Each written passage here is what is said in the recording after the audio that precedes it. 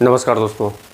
आज इसे और डिटेल से समझते हैं इसके बारे में, क्योंकि इसमें जो है कई मॉडल इसके हैं लिप गार्ड के। जैसे हमारा 70 वोल्ट से हुआ या 90 वोल्ट से या 110 यानी 110 वोल्ट। तो ये 70 और 19 और 110 तीन स्टेप हुए जो कि लो लेवल के हैं वोल्टेज के, जो इसकी कैपेसिटी होती है।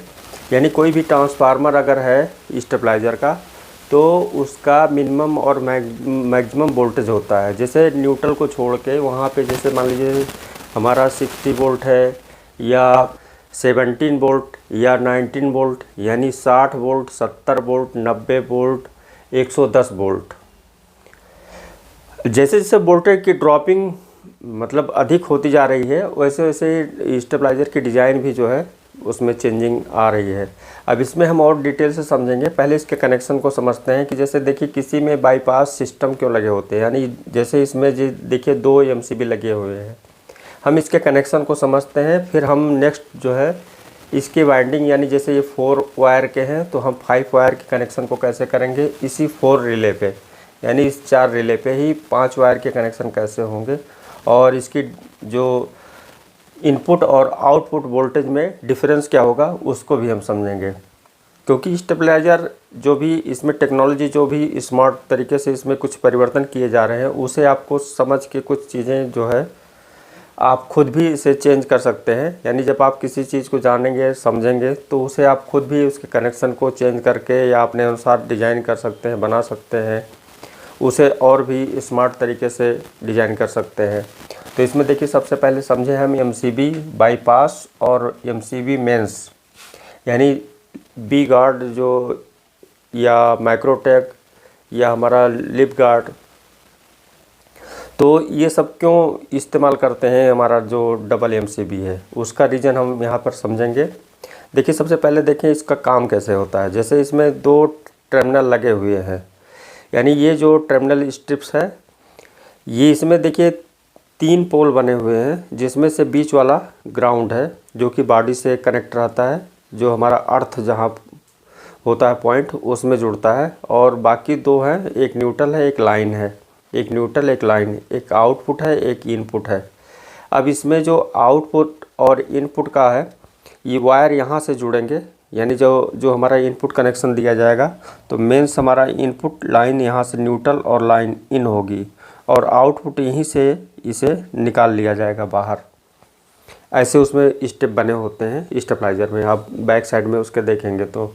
अब देखिए ये एमसीबी जब हम बाईपास करते हैं तो काम कैसे करता है, यहाँ उसके लिए आप सबसे पहले समझें। जो ये आउटपुट रिले है, यहाँ से इसके पोल से ये आउट हो रहा है, यहाँ पे सप्लाई इसकी, ये आउटपुट टर्मिनल है।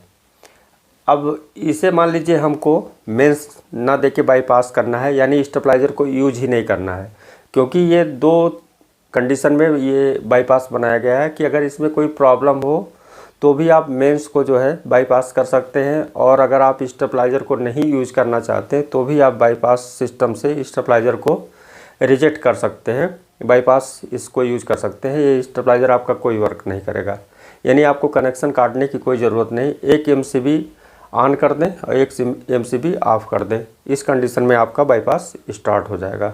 अब देखिए वो काम कैसे करता है। मान लीजिए एमसीबी ये मेंस वाला ऑफ़ कर दिए। अब ये जो इनपुट यहाँ से लाइन आ रही है, ये लाइन जो है जैसे यहाँ पे आ रही है इनपुट एमसीबी के इस पोल पे, अब यहाँ पे डिस्कनेक्ट कर दिए तो अब क्या होगा, ये सप्लाई जो यहाँ रिले पे इन हो रही थी अब ये जाना बंद हो गया। अब यहाँ पे जो है कोई फंक्शन काम नहीं करेगा। अब ये जो है इनपुट का जो यहाँ से लाइन इन हो रहा है, अब यहीं से एक जुड़ा है यहाँ पे एमसीबी के इस पॉइंट पे। अब ये हम बाईपास को ऑन कर दिए, यानी इस एमसीबी को ऑन कर दिए। अब ये जो लाइन यहाँ से आ रही है, ये लाइन सीधे यहाँ एमसीबी से होते हुए और देखिए यहाँ पर जाएगी इस रिले के, यानी इस रिले के कौन सा पोल है, ये एनसी पोल है।